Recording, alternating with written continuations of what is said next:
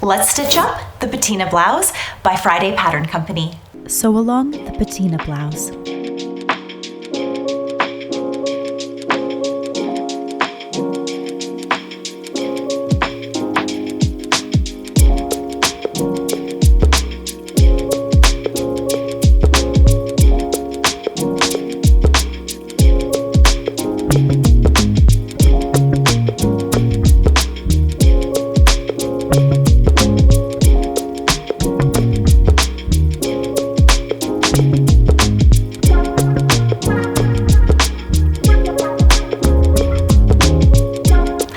Makers, I'm Katherine from Minerva, and today we are going to go step by step into stitching the Patina Blouse by Friday Pattern Company. Now, before we even get started into the sew along, we need to gather up our materials. And here at Minerva, we've made it easy for you. We have kits for you available that include absolutely everything you need. So let's go over exactly what we're going to need to stitch this up. Okay, so we have this beautiful custom print fabric here. And then we have the paper pattern for the Patina blouse. We've got two options, a short sleeve and a long sleeve version. And I'm actually doing up the short sleeve version here. And then we've got some fusible interfacing that we're going to include, some buttons for the blouse here, as well as some machine needles to stitch it up, and of course some matching thread. And last but not least, a custom label to go inside our garment. And now that we have all of our materials all ready, don't forget to wash and dry your fabric in the manner in which you are going to launder it when your garment is complete. And now we can get to the fun part, stitching it up. Let's get to it. So prepare the pattern and the fabric. So to begin on a paper printed pattern, I always like to trace it out. That way I have all of the nested sizes available for me should I want to make another size at a later time.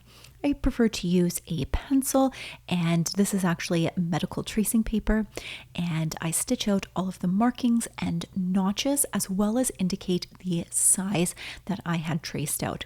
Now, if I do end up making modifications to my pattern, I will write them on this as well. So next, following along the grain line, I am going to cut this out, and my favorite way to cut out a pattern is with a rotary cutter. I find it's nice and quick, and when you have a lightweight fabric, it is a lot more precise than using a pair of shears. So I am just transferring all of my markings, so including my dots as well for the darts. And I just place a pin through where it has the button markings. And then next we are going to prepare by stay stitching the neckline edges. So you want to go from the edges in towards the center, and you're going to do this within this seam allowance, so nice and close to the edge, just as is shown here. And then I flip it over to the other side to start at the one end and then go towards the center again. So it'll look just like so. This is going to prevent it from stretching out. Now we're going to do the collar and the facing. So this is the preparation portion of this. So we have the collar pieces, we've got the two front pieces, which are these longer pieces, and then the back collar right here. And so we've got an under and an over collar. And with that, we are going to stitch the center back seam on both of them with right sides together. One of them is interfaced and one of them is not interfaced. So then we're just going to stitch along those edges, and we're going to stitch according to our seam allowance here. Don't forget to backstitch at the start and the end to secure your stitches. Next, we are going to go to our pressing table, and we are going to press this open so it lies nice and flat. So you don't want to press it to one side or the other. You want to make sure that it is open because we want to reduce the bulk in the seams as much as possible. And that is what this looks like when it is done here. Next, we are going to take the collar piece and we're going to lay them right sides together. And then we are going to pin along the outside edge. So not the edge that's going to be attached to our neckline, but the outer edge. First, I like to match up that seam on either end on the center back, and then go all the way down the edge along the outer side down to the very bottom here. And then, of course, we are going to stitch all the way around the edges here. So as you can see, we are locking in our stitches as we start and stop along this collar here. And we're just going to go around the entire outside edge. Now, because this seam is going to be enclosed, we do not need to zigzag or overlock the edges. So it's just this straight seam that we are going to be doing here. And once we have that finished here, then we are going to go and stitch down the sides. So with this, you also want to make sure you do those corner points, which I did miss in that first step here. So just want to make that a point there. And then we're going to grade these seam allowances. So you can see that I am grading them on the side that is interfaced. I am actually trimming this down to about half of what the original seam allowance was. And then I'm going to do the same thing going down on either side that we had stitched on. So in that first step, do be sure to stitch both sides at the same time on that. And so then as we go in here, you also want to clip your corners just so you can get a nice crisp corner. So I'm going to go in and I am just going to grade it down going in on the edge, and then I'm going to clip diagonally across. So you can see I'm just matching up how we graded those other ends and then just grading this corner. And that'll create a nice crisp corner for our collar piece. Next, I'm going in and I am notching along all of the curves. This is going to create ease within the collar so it lies nice and flat for us. So you can notice I am notching out actual triangles along the main open back part going over the shoulders, and then coming over the broader curve, I'm just doing notches. Then we're going to flip this right side out and your collar should look like so. We're going to get our point poker here, and you could use a chopstick if you like, and just poke out those corners so that they are nice and crisp. Next, at our pressing station, we are going to want to press this nice and flat. And you can see how I am rolling that seam so that it goes right along the edge and maybe even slightly towards the under collar portion of this. And the under collar on this is going to be our interfaced portion. So I'm just rolling that uninterfaced portion slightly towards the interfaced portion on the under collar. And our collar will look just like so. And so then I'm also going to serge the ends just to tidy everything up. So that's just serged together. Then we can go ahead and place that off to the side and work on our facings. So at the center back of our facing, we're going to place that right sides together, pop in a couple of pins and stitch that across the back. And once again, we're going to want to press this open. So no serging or zigzagging along the edges. We want to reduce that bulk. Now this facing piece is also interfaced because we want to have that stability for it. Then along the entire outside edge, we are going to stitch along that along our seam allowance. And then on these corners, I am just clipping out a small little triangle on either side. This is going to help us significantly when we turn this and press it to the right side to really enclose those edges.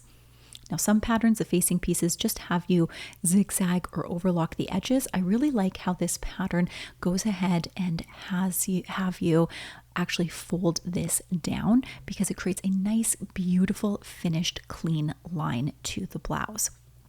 So we're just going to press that right along our stitching line here. And you can see how cutting out those notches really did help ease those corners in. And then I'm just really finessing this rounded neckline piece here. Next, we have a custom tag. So here's where if you are placing a tag, you're going to want to attach it to the facing piece. I've got this beautiful one from Minerva here that says hashtag Minerva Maker on it.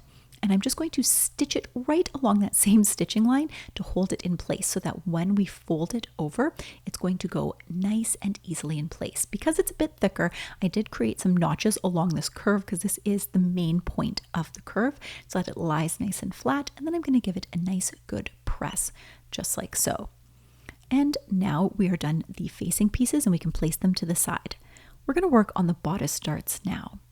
So we are going to flip over to the wrong side, and where we had drawn the bodice darts, we are going to place a pin in the point of the bodice darts, and then with our fingers we're going to really go in and roll that fabric so that those two legs match. And then we're going to pin that in place, and then we can make sure that that fabric is nice and taut.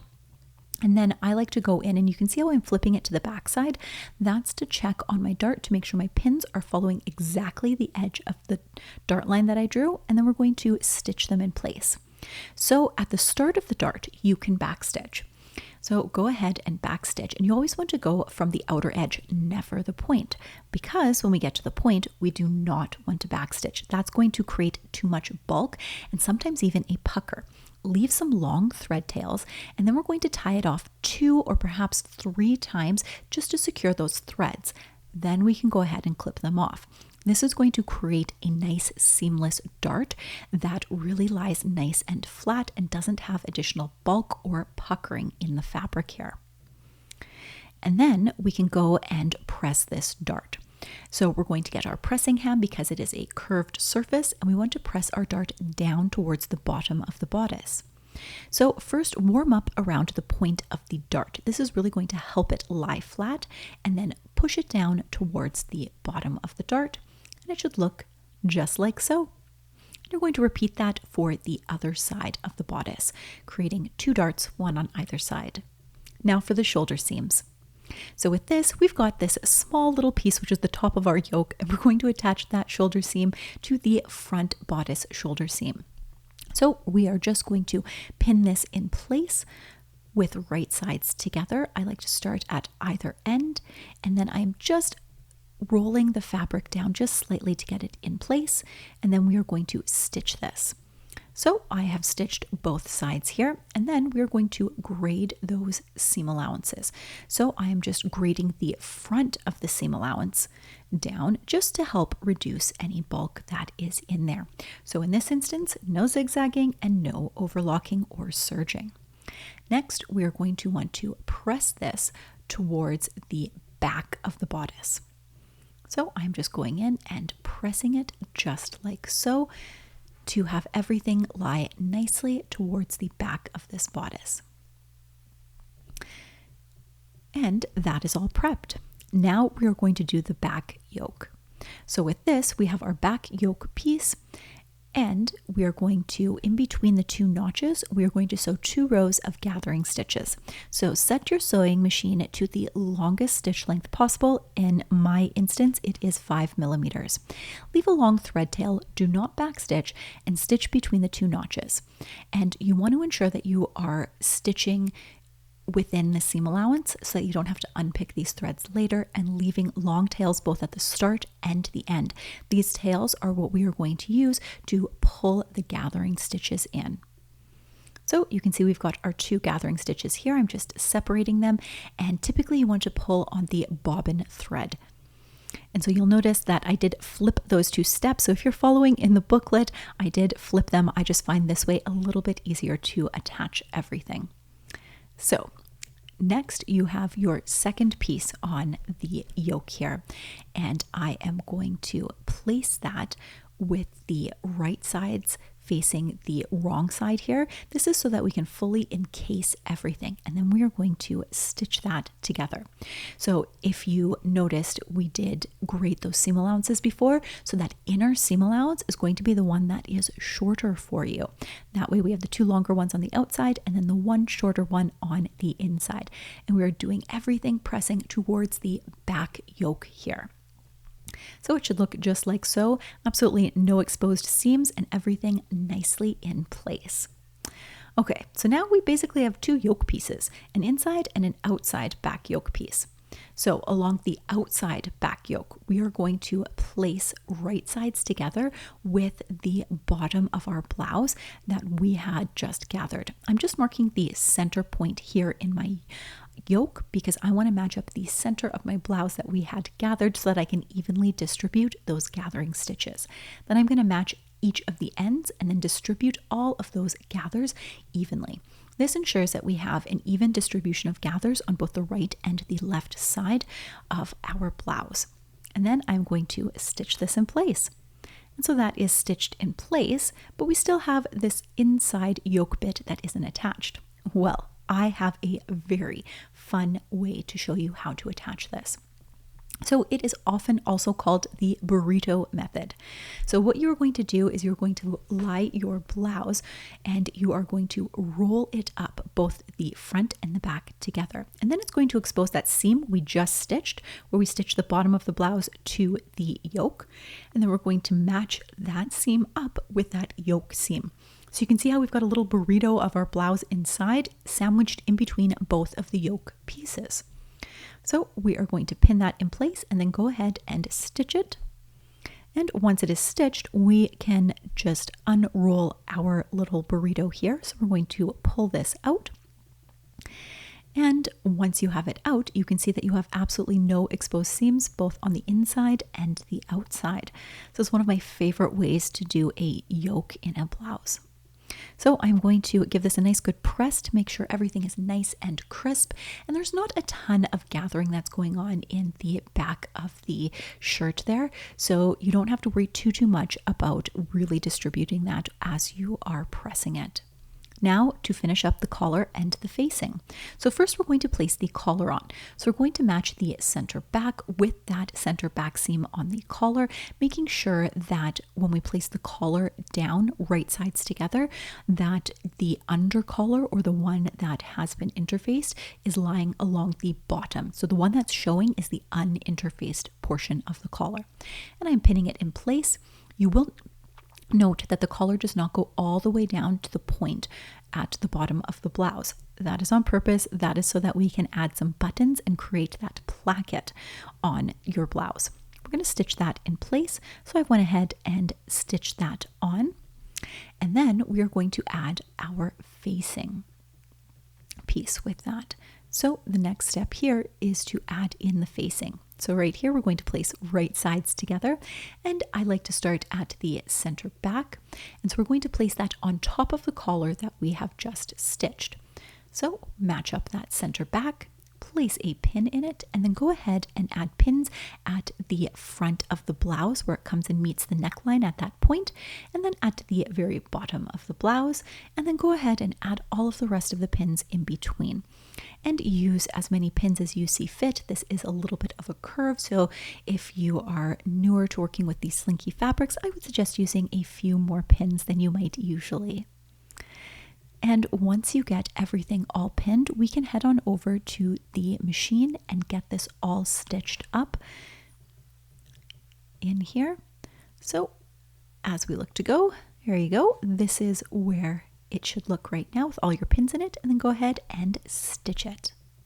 So here at the machine, I am stitching it using my seam allowance, and I take out my pins as I go along. Don't sew over them. That can bust a needle, so you want to be very careful. And when you get to the point here, you do want to lift your presser foot up and pivot to give a nice crisp transition from the front of the blouse to that neckline. So don't go and just curve along. You do want that really crisp point at that end here. So once we have that done, we can go ahead and clip the curves. So I'm just going in here, and especially along this neckline, we want to add some ease. So I am clipping all along here. And then we can go ahead and we can press this. And I'm going to press this towards our facing. So use a decent amount of steam and continue to press that along here. So as you can see, with a little bit closer up, we're going to go up. And then when we get to that corner where it meets the neckline and the front of the blouse, just use the tip of your iron and a pressing ham to get as close as you can to that point. We're not going to be able to get right in that point just because of the way it is lying. But then continue to go over all of the neckline and pressing it all up towards that collar. And we're just going to continue, and you can see that I have our tag still in there along that facing, and we will stitch that down in a later step here. But this step is really important because it is what is going to keep everything nice and crisp within our blouse. Then we are going to understitch. Now, I didn't follow the instructions for this next part. It doesn't actually say to understitch the collar, but me being the sewist I am, I can't not understitch my collar. So I'm going to show you me understitching the collar just because it helps your seams to lie a lot nicer when it's rolled under, and it's really going to keep things in place. So I thought I'd put that caveat on in case you're following along with the instruction booklet. Okay, so with our understitching, you're going to make sure that it is towards the facing piece, and then very close to that folded edge, we are going to stitch that seam allowance in place. This is really important because it really helps that fabric to roll towards the backside and makes that facing look nice and crisp, as well as that button placket really line nicely, especially when we top stitch it in a later step here. So even though this is not included in the instructions, I would highly suggest doing it. And you can see how I'm even going over the points. I am just rounding along that, and it goes in so nicely. So once that is completely done, it should look just like so. So you have caught the seam allowance on that side, and I've got the understitching on that side. Now we can go ahead and then we can press this towards the wrong side, completing this facing here. So I'm going up and I am just using my pressing ham, especially along these curved areas and the point, and just making sure everything is lying absolutely nicely here, because this really sets the stage for where we're going to pin it as well as stitch it down. So of course, the next step here, we are going to pin this in place so that everything is lying absolutely perfectly for us, so that we can stitch it down, because this is going to be seen. This has got some top stitching involved here. So I start at the center back and I am just going to pin along here. So you can see how we folded that under before. And I am just going around and making sure that everything is lying nice and flat, because if it is not and it's puckered on the right side, you are going to have those puckers when you top stitch it. We are not top stitching from the right side of our fabric. We are actually going to be top stitching from the inside, because we want to see where the edge is along this facing. So you really want to make sure that everything along the outer side here looks absolutely beautiful. So make sure you pin this on a nice flat surface. Then go ahead and stitch all the way around your facing. So when that is done, it should look just like so. And our facing is all top stitched in place. And we are ready to go on to our next step. As you can see, we've got the cute little tag in the back as well. So we are going to attach the sleeves next. So with this, we do have a front and a back to the sleeve. So this 2 dots is the back and the single dot is the front, and then the single dot in the center obviously marks your shoulder. So we are going to do 2 rows of gathering stitches like I have done here, that we can gather up that sleeve cap so that we can create a little bit of ease and volume within those sleeves. So we're going to place it right sides together, first matching up the center, and the back with the 2 notches is going to go towards the back of our sleeve, and then the single notch is going to go to the single notch on the front of our bodice. So pin that center mark, and then I like to pin the edges, and then I also like to pin where those notches are, and then distribute all of the additional gathering in between there, and add as many pins as you need to make sure it's nice and even and neat.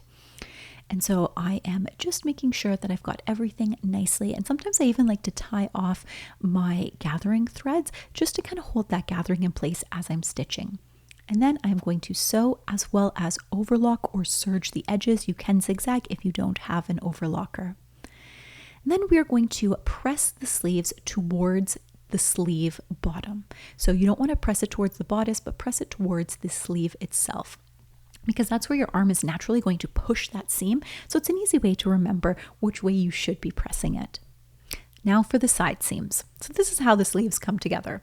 First, we are going to match up that underarm seam, place a pin in there, the bottom of the sleeve, distribute some of your pins, go to the rest of the bodice here, and then stitch that up as well as overlock it.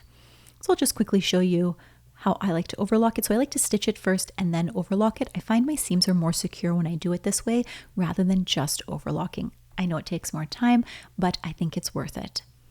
I also decided to overlock the edge of my sleeve because this provides a perfect guide to hem.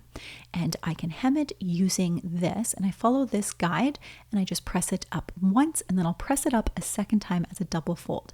You could measure it and that would be completely fine, but it is the perfect measuring guide for a lot of different hems, and I use this trick all the time. Now, you don't want to use it if you have a sheer fabric like a chiffon or an organza, but on something like this, it works absolutely wonderfully in terms of that, as well as being a heck of a lot more speedy because I can really fold up the hems as needed. So in this instance, the hem that I'm doing on the sleeve is slightly larger than what the hem is along the overlocking. So I just wanted to eyeball this, but I have done this so many times. I'm pretty good at eyeballing it, but you could also use your seam gauge just to really measure it to make sure that it is even. I find on a pressing hem, it is pretty easy to maintain that same distance going all around the sleeve. Then I'm going to top stitch it just like so. And our shirt is really coming together. Now we have the bottom hem. So with this, I also overlocked the edge, and we are going to do pretty much the exact same thing as we did with the sleeve. And I am just going to fold it up the exact amount that I had overlocked it. And I'm going to do that along the entire bottom of our blouse.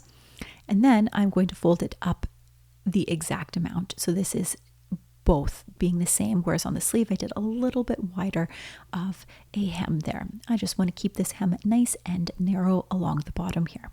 So once that is pressed, we are going to stitch that, and it should look just like so, nice and neat. And that brings us to the button placket. We are on the home stretch here, guys. So we have some buttons here, and I am just marking them out so that we have an even template, which is what this button gauge is for, and I'm just really trying to figure out where I would like them placed. The great thing about sewing your own blouses is you can really determine where you want to place those buttons. So if you find buttons tend to pop along your bust line a lot, you can place them closer together than a pattern suggests. I'm going to keep it the same as what the pattern suggests because it is slightly oversized. I don't have that issue of them popping, but if it was a more fitted blouse, I think I would probably put them slightly closer together. Now in this instance, I am double checking to see if this little guide in my button placket fits the buttons, and it does perfectly. And so I'm actually going to mark the stop and start of each of the buttons that I have marked right in here. I find this so much easier when I'm at the machine to really know where I am going to be going with my buttonholes. And then on the other side, I'm going to mark exactly horizontal where those buttons go so that I can stitch them on at the same time. So once I am at the machine, I'm using my buttonhole foot, and I am just going to stitch that on. Absolutely love this foot. It makes fast work of making buttonholes, and I like to use a buttonhole chisel.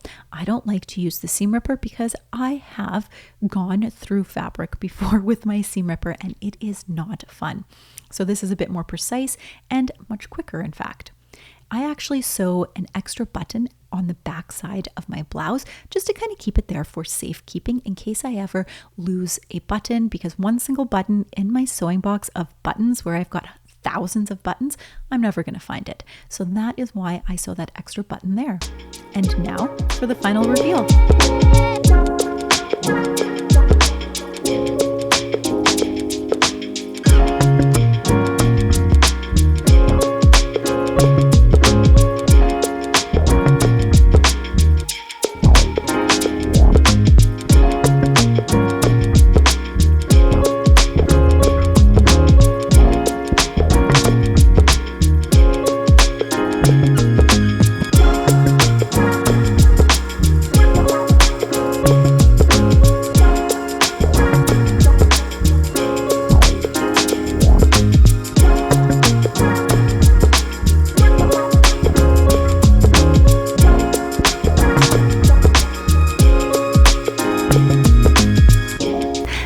There you have it. Our patina blouse is all stitched up and ready to wear. I hope you enjoyed this video, and if you're not already a member here, do consider creating a free account here on Minerva. You can share all of your sewing and creative makes with a community of sewists and fellow makers. Until next time, makers, let's get stitching.